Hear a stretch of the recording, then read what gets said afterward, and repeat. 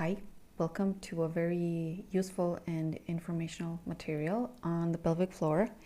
This is done as a part of a larger material. The full material is on my Patreon.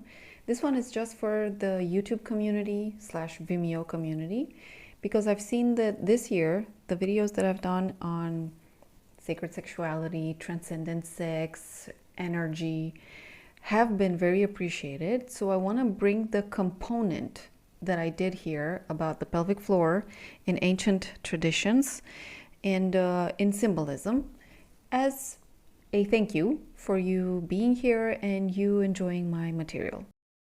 First of all, here is the content of this bonus. What is the pelvic floor? We're going to look at it briefly. Why does it matter for intimacy? Because this is a community where we speak about intimacy. Then we're going to look into frequent types of pelvic floor pain and frequent causes for the pelvic floor pain, possible solutions, and then what practices you can do to maintain the health of the pelvic floor.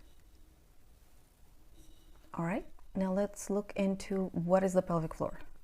Well, first of all, we need to know that it's a structure and it is a muscular structure, okay? So we're looking at the center, the image in the center. The red part in that image is the set of muscles, because there are many muscles inside the pelvic floor, which basically contain, that's what they do. They contain the internal organs, okay? This is the ceiling at the bottom of the body. Upon this ceiling, and there's also another layer of muscles up into the lower abdomen, these hold all the internal organs of the human body. Okay, aside from the vaginal opening that women have, the rest is shared with men. Okay, the rest of the muscles and obviously the bone structure. And we're also going to look on the right side of the screen. This is the bone structure. The pelvis is actually the bone structure, and you're looking at it from the front, essentially. On right in the middle, so beneath the coccyx and somewhere towards the center, because if you look at the center here, the image in the center, there is an orifice at the bottom. So the coccyx is on one side, and then the ischium, the two ischium, the green ones, are on the front. So in between those are basically the muscles that form the pelvic floor.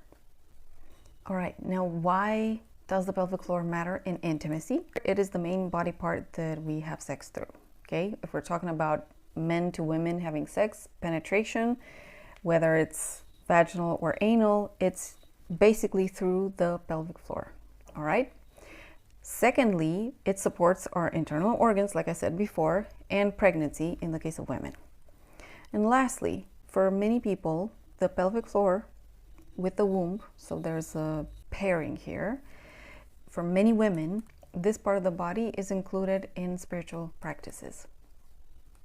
This is why it matters in intimacy. The last part is for people who are also into sacred sexuality. Sacred sexuality is the part where we include the spiritual component of a person's existence, and we bring that also into the sexual expression. Okay, so people will come to the practice in a clean way. They will dedicate the practice to the greater good, not just to their pleasure. And the way they engage it is in a highly honoring way towards self, towards the other, towards the space that is created between them. And yes, this part also includes fertility. Okay, so the sacred part of it, the spiritual practice around the pelvic floor, sexuality, also includes the possibility to create life. These are linked. Now let's look at the pelvic floor in various traditions or symbolism. First of all, in ancient cultures, the pelvic floor was coupled with the womb. So the entire structure was seen as the seat of life, and it was revered throughout traditions, religions. Now let's look at the Egyptian culture, and I started with it because I recently found that the Ankh, this is an ancient Egyptian hieroglyph which symbolized life, essentially.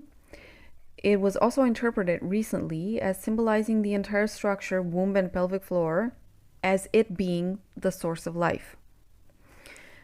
Also in Egyptian cultures, there were goddesses like Tienet, who were revered as mother figures and protectors of the uterus, emphasizing the womb's role in creation and in its divine significance. In Hinduism, so in ancient India, we have the concept of Hiranya blood Garbha. This is the golden womb or the cosmic egg. This is described as the source of the universe's creation. Okay, again, the source of life. This symbolizes the womb as the origin of all existence. Then in the Garbha Upanishad, it's an ancient text, we see that it speaks of the human body's development within the womb. Okay, so again, emphasizing the womb's sacredness. There's no mention of pelvic floor. In ancient times, they didn't separate muscles, components, and so on. They took it as a whole. Also, what I want to mention here is that the root chakra for life is placed on the pelvic floor, and the sacral chakra is placed on the womb. Now let's look at Taoism. So this is ancient China. First of all, in inner alchemy, the Taoist practices describe the transformation of the menstrual blood into spiritual energy. So this views the female body as equipped by default for spiritual cultivation. Then, when we're looking at emptiness and creation, so the original empty or the original void from which all of existence came, Taoist philosophy associates the concept of Wu, emptiness, with the womb. So this symbolizes the potential and the origin of life. Then in integrative medicine, the Hui Yin is located at the center of the pelvic floor, and it is considered the most yin or feminine point of all the energetic centers in the human body. Then the Dantian, this is another energetic center which is very, very important in the integrative medicine and Taoist practices. This one's located at the womb, and this is basically the core of Qi, life energy. This is where the energetic body begins to form when energy is cultivated through the Taoist practices. Okay, moving on now to Native American beliefs.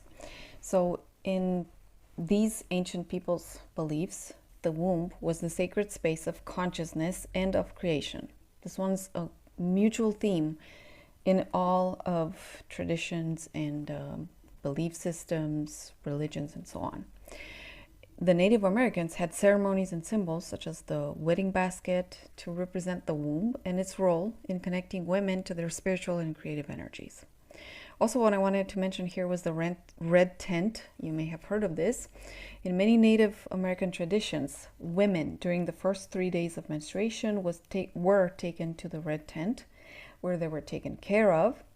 The household chores were left to other people in the tribe. And during the menstruation, they were allowed just to rest and be with themselves and with spirit. In those days, it was said that women were very powerful and spirit visited them. At the end of the 3 days, the tribe elder came to the women who had been menstruating and sitting in the red tent to ask them what wisdom spirit had shared with them in those powerful days. Also, in other Native American traditions, women who were at their menstruation, they were bleeding, they were allowed to bleed their blood of life on crops. So they were going on field and just bleeding the very rich blood of life. Now, about the practices in the community. We have here, like I said, in the religious aspect of it, the womb and the pelvic floor were seen as a unit. Here we have two collections in the collection tab. One is for womb activation and the other one for pelvic floor training.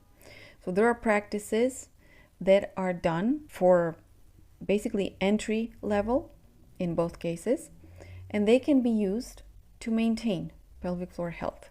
If you're already in pelvic floor pain, then again, you need to consider that you need to heal first and then do the maintenance.